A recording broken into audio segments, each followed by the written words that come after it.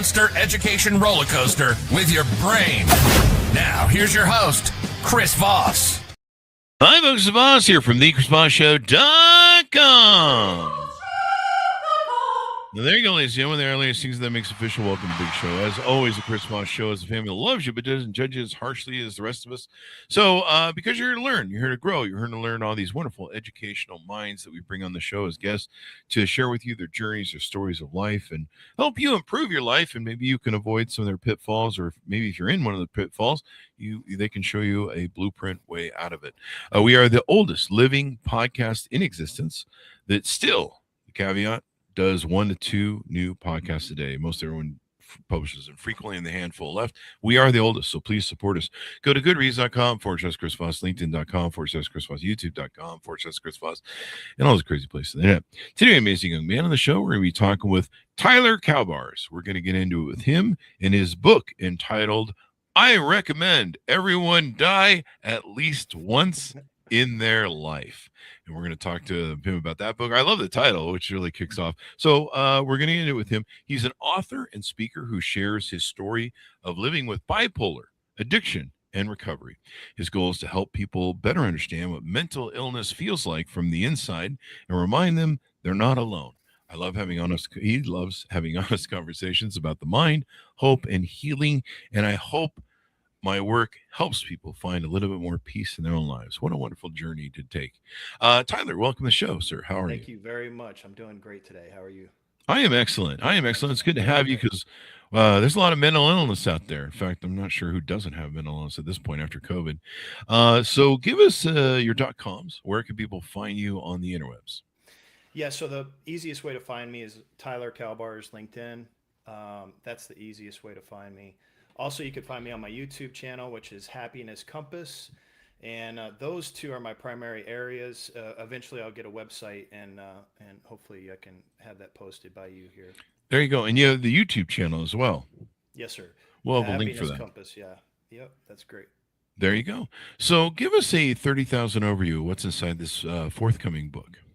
Well, it's a memoir, so it's a whole telling of my story, but in a way that helps people to understand mental illness, whether if they're suffering themselves or possibly a family member that's struggling with it and trying to help someone that's suffering themselves. So, I was born in Amarillo, Texas. I lived on a ranch.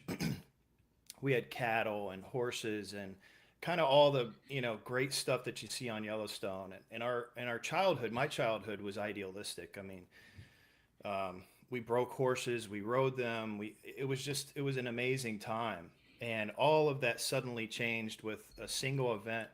And we ended up moving into Florida.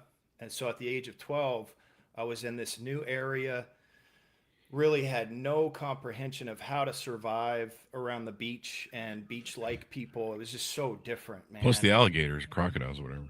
Yeah, so we had no idea how to survive there. So it also put me in a place where I felt very alone because my family was working very hard. We had all, we lost all of our money, all those things. Oh, really? And it put me in a place where I spent most of my time alone because the school system had gently asked me not to come back.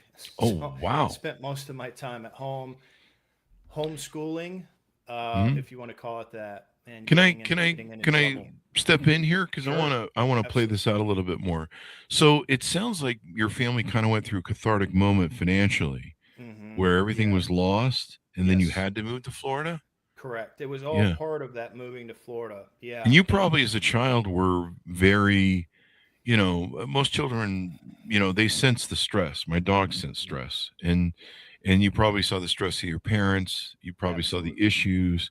You were feeling, I'm sure, part of the loss that they were, right? Yeah. And, at that age, at 12 years old, you can't really comprehend how much or how little power you have over things that are happening. And so for me, I took a lot of that weight onto my own shoulders. And I had no way of actually doing anything about it. It became very overwhelming for me. Yeah. You're a child. Yep. You're not supposed to be processing stuff like this. Or no. And so exposed to it.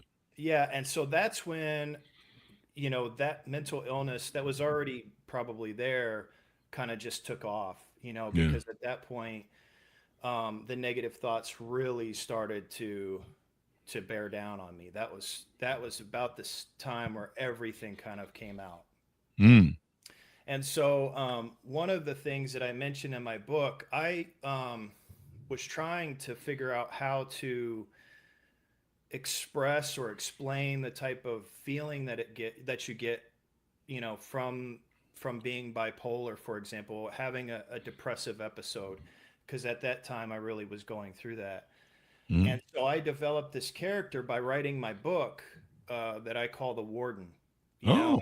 and the Warden really watches over the prison of my mind and Oh. keeps me in prison, keeps me in those negative thoughts, keeps me from having, normal, I guess, normal thoughts, keeps me in that focus of I'm never good enough. And that's a big part of my story, is trying to help people understand mental illness in a way that makes sense. Yeah. Because you don't have certain types of mental illness, it's hard to understand what someone else is going through. And walk a mile in your shoes. You want to Hmm. understand someone else, but it's really hard to understand if you don't have it. I mean, I understand ADHD and OCD because I've had it really bad throughout my life, but I've never. The only time I've ever experienced bipolar stuff is usually a girlfriend or two. That'll do it. I mean, I don't hang out with guys much, so that's kind of how it is, kids. I'm sure there's guys that have bipolar like yourself, but I wasn't trying to date you. But the you can have somebody out there going and so yeah, it's I've seen the effects of it, and it's not fun being on the other side of it. If you have Yeah. somebody who is going through those ups and downs, that's not fun at all, and probably why I'm still single. Well, and and also, don't you think, like, one of the things that I really try to focus on is, normalizing, having a mental illness. I think the concept that I'm mentally ill, for me personally, Mhm. prevents me, if I don't accept it, it prevents me from getting the help I need. And so when we see people that are going through these issues with no medication, no psychotherapy, none of those things, it puts a bad taste in the mouth of the rest of us that have interacted with them. And my goal, I hope, one day, is that we can normalize this idea that it's okay to be bipolar. It's Yeah. okay. It's no different than someone having diabetes or some other disease, really. And if and that's been so helpful to me, and that's really probably the most important thing that I try to get across. When Mm. I'm writing this book, that's what I'm thinking about. Like, Mm. how can my story help someone else accept who they are? Mm. And I don't know if that helps you kind of get Yeah. that thirty Yeah. thousand foot view, but Yeah. that's really. We all have our things that we have to deal with in life. We all have our weights that we have to carry, Mhm. and sometimes we all many people went through a lot of traumas, especially in childhood, that shape us throughout their life. In fact, most things in childhood, if you study like CIA and FBI profiling, most things in life that we do come from our childhood. Were we given enough attention? No. Well, then we kind of over attentionize as adults. A lot of comedians have some really messed up past, and that's Mhm. kind of what makes them comedians, because they had to find humor to deal with the horror. That's right. And that's why a lot of them commit suicide too, or drug out. They're using comedy to heal, or try and heal the wound. Try and, I wouldn't say heal. They're using comedy to drown out the noise, and people do Mhm. that with alcohol, pills, addiction, recovery. I remember watching years ago. There was this. I forget his name, but he was a doctor who was on MTV with Adam Carolla for a lot of years, Oh yeah, yeah, and yeah, yeah. he had a rehab clinic in, I think, La Hmm. Crescenta, where I grew up, and and they brought a lot of movie stars and all that crap in, rock Dr. stars and Drew. stuff. Dr. Drew, there you go. Yeah, Thank you. yeah, yeah. Hey, you're welcome. And um, it was interesting to me watching the show because I like to study people's stuff. It was interesting to me how many of them had sexual trauma as childhood or massive trauma from childhood, and it was interesting to see that they were using the drugs to um, make that noise go away, make that Hmm. haunt go away, and that's a lot of people do that, and that's why we need to not throw people away because they get into drugs and addiction or whatever they're addicted to. I've lived in Vegas for much of my life, and the addiction problems we see there are out of control. I mean, it's the worst place to move if you have addiction Yeah, I can't personality. imagine. Yeah. But so now let's clarify a few things in this book as a foundation. Sure. This book is not on Amazon yet, and It is it's not. coming out soon. Do you have an anticipated release date? Well, that's part of what my purpose for this show and many shows that I'm talking to is to just get the word out about this book and about the Hmm. concepts in the book. I don't know if you are familiar with the agent process, but in order to Yeah. get published, you have to get an agent, and that by far, I wrote the book from start to finish. I've edited it 3 or 4 times. That has got to be the most difficult thing of being an author is working to try to get an agent. So that's part of the story here. Is my focus right now is getting an agent so that we can get it published, and I'm certain I'll find one. It's just a matter of time. Yeah, you got to put the numbers out there and share the story. I mean, if you had a talent underneath a rock, no one will find it, right? That's So you right. got to get out there, get all the shining going on, and all that good stuff. So with the book, I love this title. Let's get into this title. I recommend everyone die at least once in life. Did you happen to have something happen, or is this? Yeah, Tell us yeah. about this. So it's kind of interesting because the concept of that title, I recommend everyone die at least once in their life. Really, in reality, it means dying to your present life.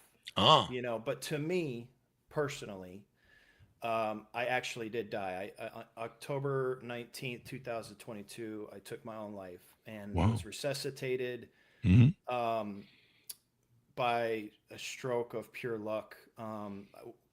Without even really getting into it, it's more specified in the book. But basically, I had my phone was off for weeks, and my family was trying to track me down, and so the police got involved. And as soon as I turned Hmm. my phone on to say goodbye, it got pinged, and the police came out and saved my life. Oh, And wow. in that moment of being resuscitated, I was in this field. My back was against the grass, and they're performing CPR. I'm staring up at this sky, and as I'm coming back, you know, uh, I realized for the first time in my life that I had been searching for answers outside myself. I had looked in religion and making money. I was a very successful business person. Um, every use of drugs, not use of drugs, religion, no religion, girlfriend, no girlfriend, wife, house, all of those things, and I had never found the happiness that I sought. And laying on the ground that moment, I'm thinking, I never looked in the one place that is always with Mm. me. It's inside, right? So that changed my perspective on life forever. There's no way I could ever go back because, I mean, I've seen everything, and I realized that, man, the one place I didn't look is where it was, and that was true, and that's what I found, and so that's why I wrote the book and titled it that way. I recommend everyone die at least once in their life, is because that can happen to anyone without them actually physically dying. They just have to recognize that all of these things, by the time we get to the end of our life, all of these accomplishments are going to be worthless. Yeah. You know what I mean? The Hmm. only thing that we have that we can take with us is right here, inside Hmm. us. So there you have it. That's Yeah. I love that's the that. I purpose. love that. And that's really true. I mean, that's really something to think about because we focus on so much bullshit in the world, and We do, man. marketing and TV tells us. I sound like a broken line from Fight Club. TV tells us we need to be chasing So true. cars and Yeah. duvets. I mean, I love the comment they make in Fight Club. Why do guys need to know what a duvet is? Like, why do we know what that is? That's why. So So true. I And sorry, just wanted to say go ahead. too, along with that is that I'm not saying in any way that we shouldn't participate in life. Sure. There's a lot of people that will come out, and say, "Oh, well, you drop everything and just go to a cave and like never come out, man, because I'm all there you're doing now. is yourself." Right? Yeah.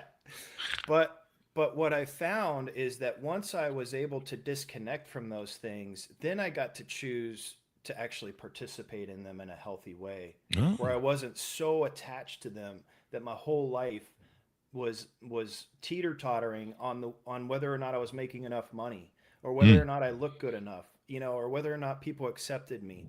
None of that stuff matters until I let it, until I allow it to be part of my life. It's been an interesting ride.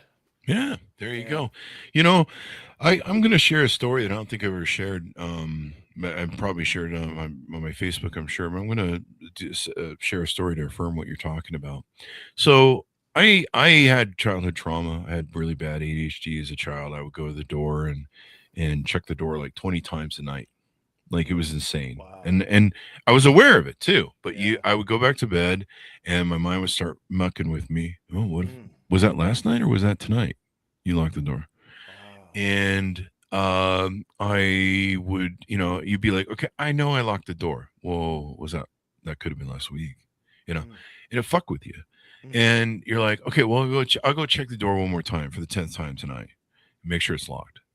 And there were other idiocracies that I had. My brother had it too, really bad. He would wash his hands till they bled, and and so we had some issues as children, and a tough environment.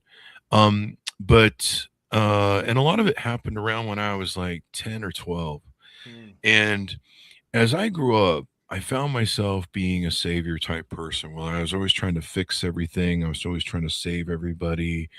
I was constantly on the bandwagon, the soapbox for issues, and there's nothing wrong with that. There's a degree of that it needs to be. Mm-hmm. We all are responsible for our society and our democracy in America, and so but I would just probably spend way too much time on it. In fact, at one time when my dog was in hospice care with me for cancer for a year and a half, I was just literally screaming at people on the internet, trying to change things and fix things and save the world and people and blah blah blah. And then I had this epiphany when I finally realized that I hadn't dealt with my childhood trauma, and I became aware that all that work that I was doing to save everyone else, all the societal policies that I was trying to, influence and trying to get people to be better people, I wasn't trying to save them. Mm. I was trying to save me. Mm.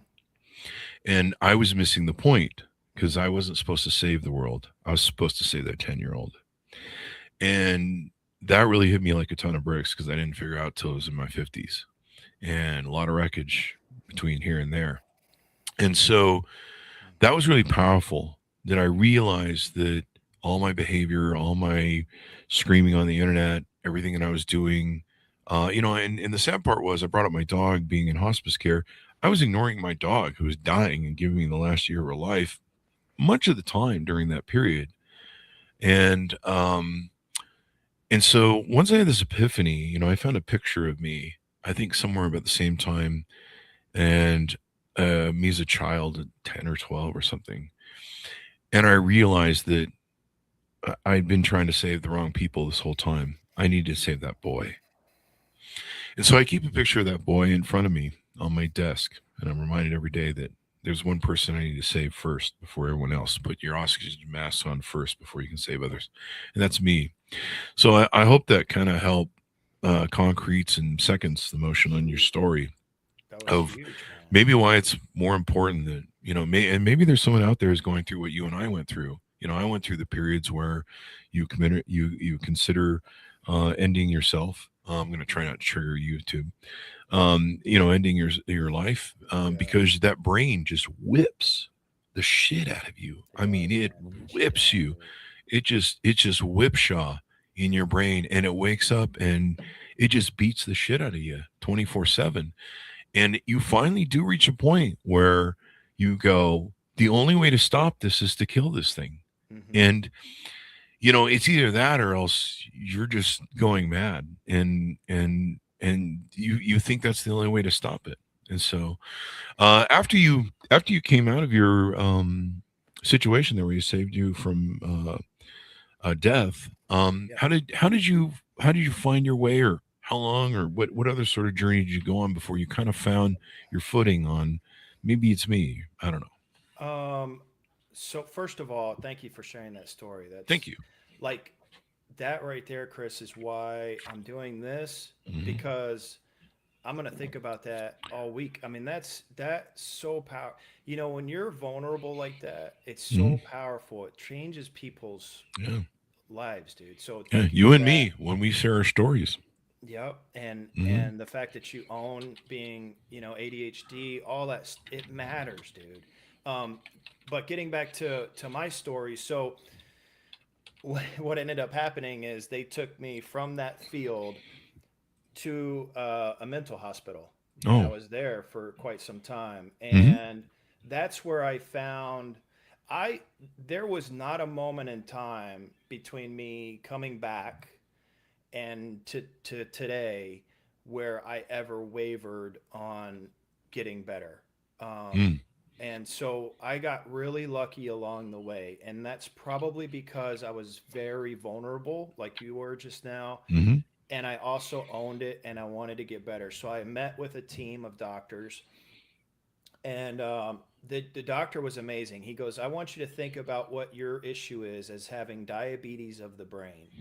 And if you take, it was That's an great. interesting way of Oh, it was that's an interesting way beautiful. of putting it. Yeah. For me, I started laughing because I'm like, dude, I hadn't heard a joke in a while, but it was true.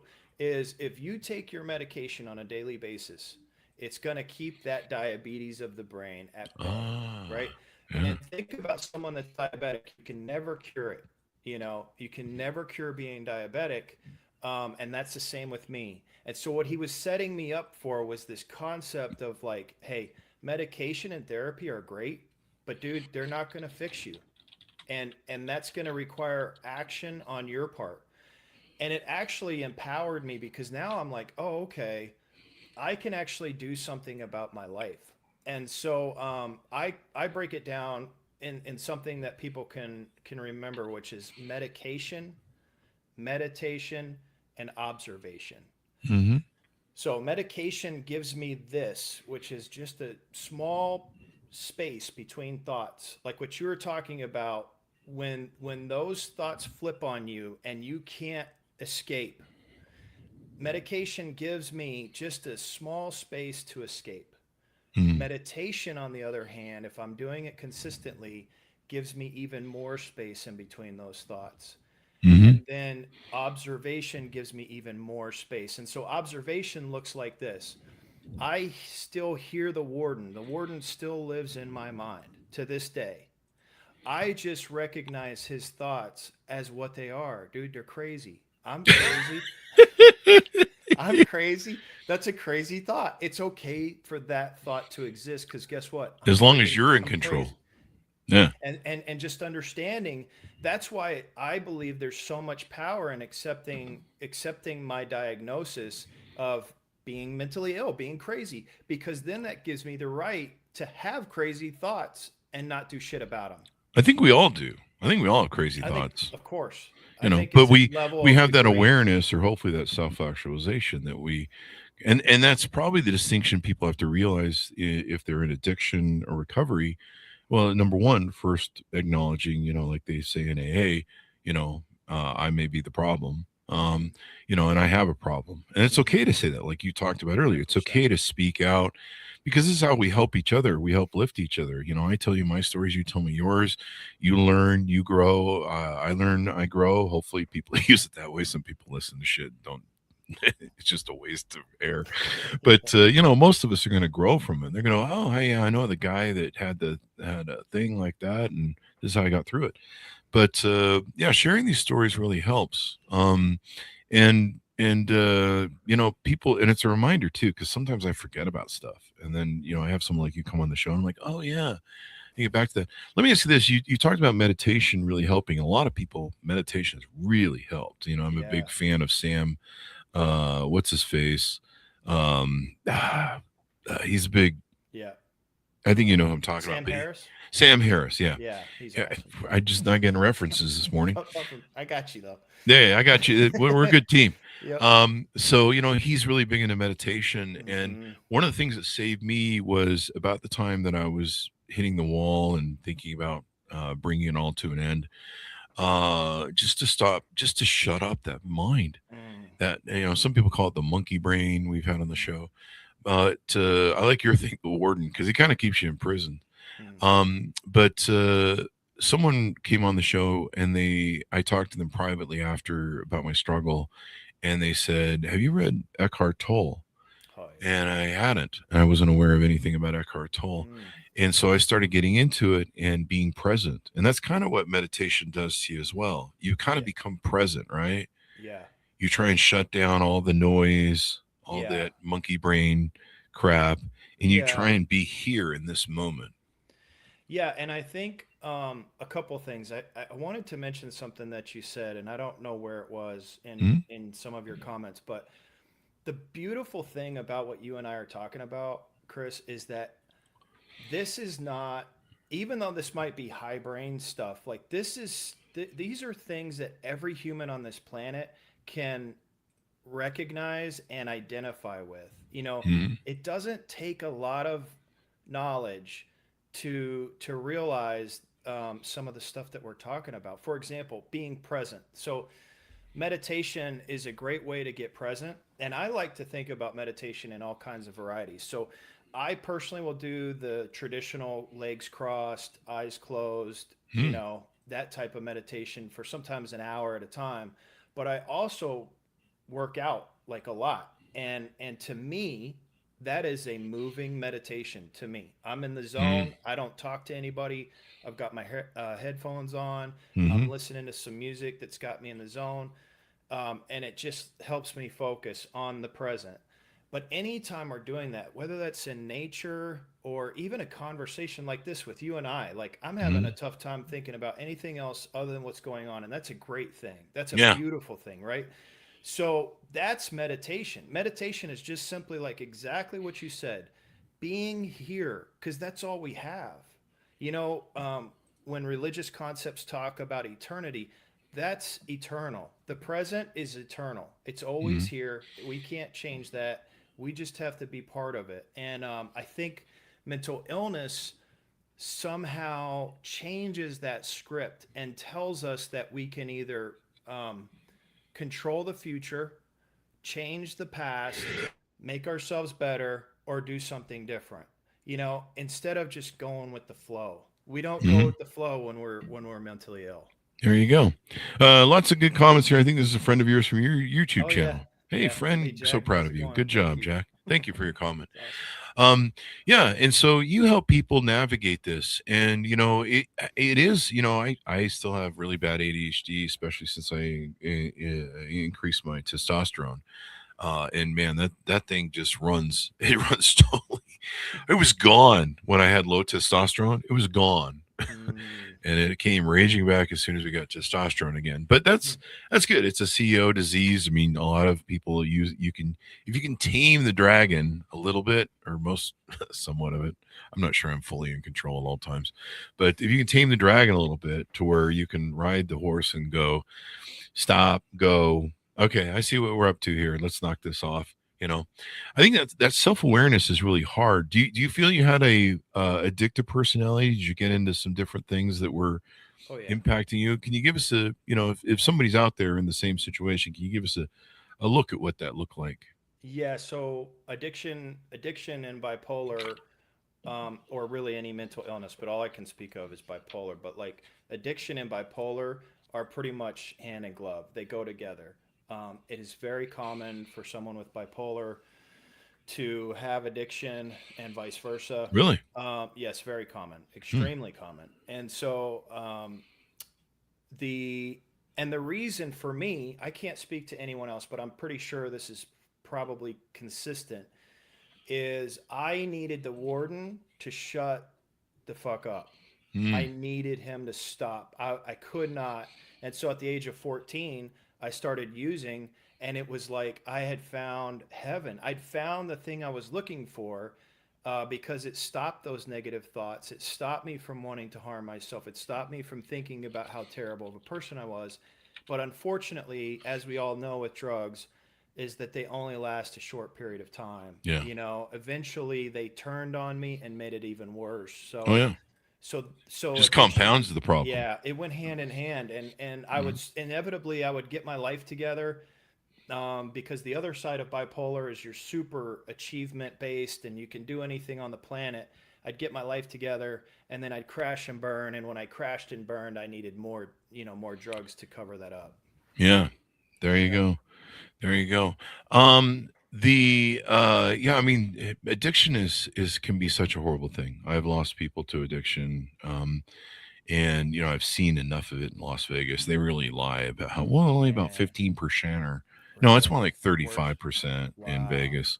Man. Yeah, I mean, it's a real problem. You have to really be careful, who you choose as friends. They'll rob you. I mean, people with addiction, especially of any kind, especially where they'll steal money to gamble. Like gambling addiction, they say is the worst Yeah. because you don't die, you live forever if you have Okay. gambling addiction, right? Yep. So you Yep. just have to clean everybody else out for money, including yourself.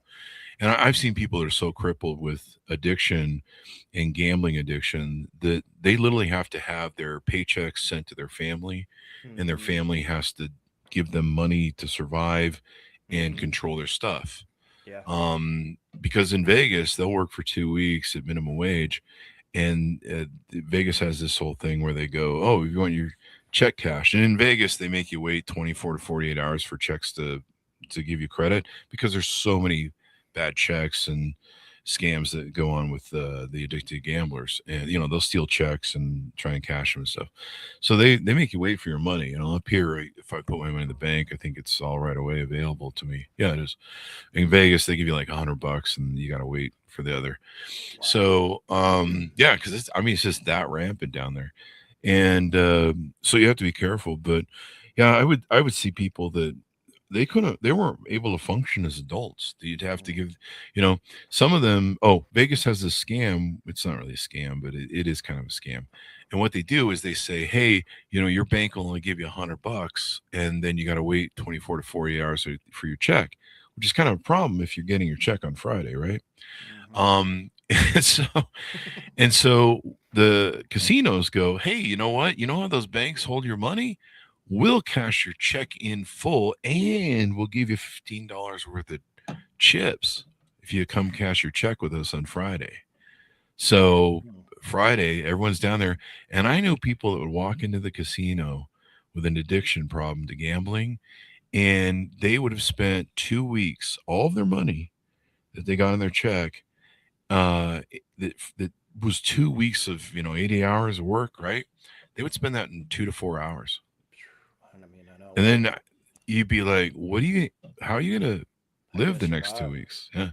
I have a uh there's a casino about 30, 40 minutes north of me, and I used to love that place. Went back in the day.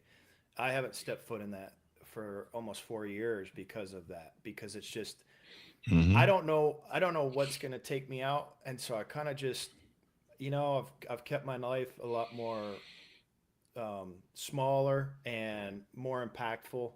But yeah, it was tough for me too. Gambling was a Yeah. serious addiction for Yeah. me. I mean, if some people have an addiction personality, some Yeah. people Oh, don't. I do. People who don't have an awareness, but yeah, people who have an addiction personality, anything is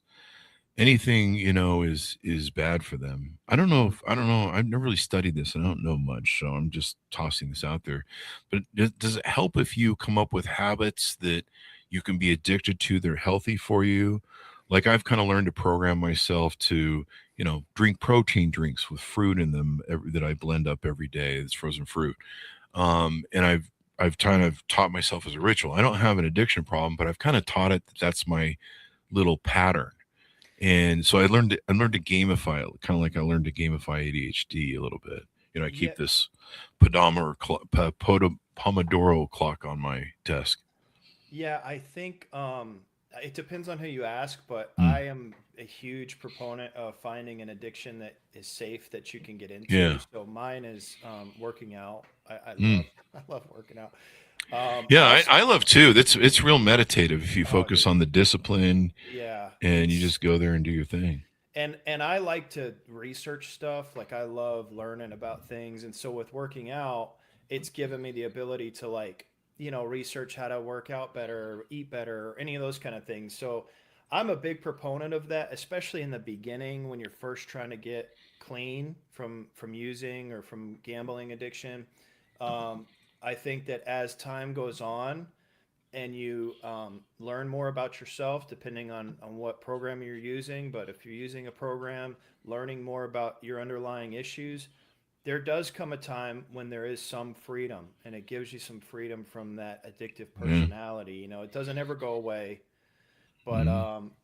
there does come freedom for sure. A lot of people call that back mind the ego mind. Mm. Some people, like I said, we had somebody on that came on the show. They named it the monkey brain. You call it the warden. What I've learned is, becoming aware of him and his existence and what he's up to, and understanding why it's built that way. The reticular activating system is designed to remind us of stuff so we don't forget, Hmm. but it also reminds us of some things that we regret or feel guilty about or wish we hadn't done in the past, or our failures and stuff. And it likes to remind us of those things so that we don't repeat those patterns. The only problem is sometimes it's just got nothing better to do but to drive you crazy with reminding you shit that you're just like, yeah, that's the 50th time you brought that up tonight. We don't need to do that. And so one of the things I learned, and I think somebody tipped me off to kind of a way to deal with it, is I talk back to that person. Me Now, I'm too. not talking like I'm Me mad too. shit, world sky's gonna, or I'm talking to No, I know myself and what you five mean, other man. personalities. I'm with you. But I don't know what it is. It usually happens now mostly at night. And so when I'm laying in bed, the monkey brain will start running. Oh, you remember that time that I don't know, you you were mean to somebody. Oh, do you remember that time? And sometimes it just comes up with really stupid shit because Hmm. that's what that monkey brain does when you're asleep. It gives you dreams because it's busy, and it's trying to entertain itself. And I learned to just talk back to it. Well, like it'll, I don't know what it is, but it'll give me these pseudo. I'm not fully asleep yet, but I'm kind of halfway, and it'll give me some. It'll give me some film of falling or dropping. I get that a lot, and Hmm. I'll just come around and be like, "Hey, stupid! Why do you keep reminding me of this? Why?" And then I think the other thing is to forgive yourself. I had somebody on the show that talked about this. It's very important to say out loud so that your monkey brain hears it. Okay, that was a mistake, but I forgive myself. And I'm going to work to never do it again. But I forgive myself. So then when the monkey brain brings up, repetitive shit to me, I go, hey, we forgived ourselves for that. You don't need to bring that up to me anymore. Or, if it comes up with something really dark like a dream or those pseudo dreams between sleep, I'll just be like, dude, what the fuck is your problem, man? Why don't you give me some positive dreams or something important? And then that kind of shocks it and shuts it up. I think that's where I got it. Someone told me that if before you go to bed, if you say you want to dream in color or black and white, your brain will do it.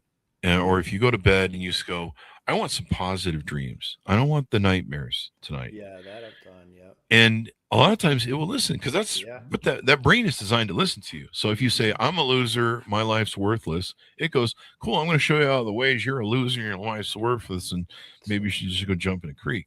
So true. And so that really helps me. Like a lot of times I'll shock it in the middle of the night when I go, yeah, don't do that again. That whole whatever that falling thing was, knock it off. Give me something positive. I want to dream about daisies or beaches or Bo Derek running down the beach. I want to dream of just something positive for Something love of good. God. Yeah. Just everything you do is darkness, monkey brain, and in your case, the warden. And so that really helps me shut that little monkey up. Yeah. I mean, I believe a lot in positive self-talk. I think that a lot of the ways that we're raised, especially in this country, is to shame and guilt ourselves into doing things like you're not Mm, good enough, so you need to do this. And mm, for me, that didn't serve me. It made me mm. worse. Like, dude, that's dangerous for me. Those type of conversations in my Really? own mind are extremely dangerous. And what I found to be more effective for me is to be more positive, like what you're saying, is to Mm, talk to myself positively. Sometimes I yeah. will talk to the warden and tell him to shut the fuck up because that's just what needs to be done. But most of the time, I try to realize, like, dude, I believe, and I have been the recipient of putting positive out into the world brings positive to me. Yeah. Like even this podcast that we have right now, this conversation, I feel has been a very positive conversation. You and me. Um, and I really don't try to, like, of course I want this book to be sold. Of course I want someone to pick it up. But at the end of the day, I know that if we talk about stuff that actually matters, that's going to Hmm. be more important than anything else. And that's the way I live my life is even in my business. I have a business that I run and I treat my employees, dude, as good as I can. I treat my customers as good as I can. I treat every person that I interact with as best I can because, well, it's not even for a reason now, but in the beginning it was because I had treated people so poorly my whole life that what if I just did it a little bit differently, dude? Like, what if Hmm. I just tried to be more positive? And Yeah. that has changed my life. Yeah. I have a beautiful wife because of it, a Wow. beautiful son because of it. I've got Nice. friends that love me, Hmm. because of positivity, man, and Yeah. because I love other people and I'm compassionate to them, and that's all that Yeah. matters in life, dude. Well, it was designed to be a warning brain. It was designed to warn Mhm. you, hey, Yep. don't step over the cliff, and you might kill yourself. Or But now remember it's that got one? nothing to do, so it's Yeah, just like yeah. shame It's and just guilt. it's got a pile of all your mistakes over 50 years. It just Yes. beats you over that. Yeah, like I say, and meditation or working on being present. I think Eckhart Tolle also promotes Hmm. meditation. Hmm. Um, helping to stop being whipshod by that mind, and then you're in control now. Can Because I a lot just of people don't realize they're on automatic pilot, and that thing's running everything back there. can I And could I say once you something can about take, Sam Harris when you get a chance? Go yes, ahead. please Sorry, do. I didn't mean to cut you off, dude. No, you're fine. Go ahead. It's something I was thinking about when you mentioned Sam Harris. Was his focus is simply on gaining a presence of mind. It has nothing to do with a religious perspective. It's Hmm. solely on getting present right now. Sorry, I didn't mean to cut you off. Go No, ahead. you're fine. And I totally agree with you. And this is why this stuff is so important. I mean, it was really helpful and saved me. It saved me. Hmm. I probably wouldn't be here today if my friend hadn't had a conversation with me about Eckhart Tolle, and it was just like the perfect drop in your lap. And but this is also why it's important to talk to other people, folks. If you have problems, talk Hmm. to somebody. Talk to somebody, but don't talk to just any moron, because there's a lot of morons. Last time I checked, talk to somebody who has a professional license and knows how to work Hmm. with people like yourself in this thing. I see too many people buying crystals and all sorts of stupid ass bullshit when they just need to, and you got to take self accountability too. Some people just don't want to do that. So there you go. And so as we start to round out the show, give people your final pitch out. We'll have the links for your upcoming book on the show and a website that you might build, and then your YouTube, of course, links. Give people a final pitch out to all of that, if you would. My final pitch is this: is that every human that is on this planet is going through something that we know nothing about, and all they need is a little love and compassion. Mhm. So that's really all I got. I would love to have people contact me for speaking engagements, which I do for charity. And also, I've got my upcoming book. If there's an agent that just happens to be lying around in the weeds somewhere, but that's all I got. I mean, I really just like that's really my most important thing. People are suffering stuff that we can't even comprehend, Mhm. and Just to be more compassionate. That's it. Be more compassionate, be more loving. Oh, we all need to do that. We are, I think the thing we need to bring back is we are all stewards of each other Hmm. on this tiny little planet, this tiny little lifeboat that is running through the universe that kind of has a penchant to kill everything and everyone, and it's not, it's dark a little bit, right? And so this is why it's important to learn these things and grow.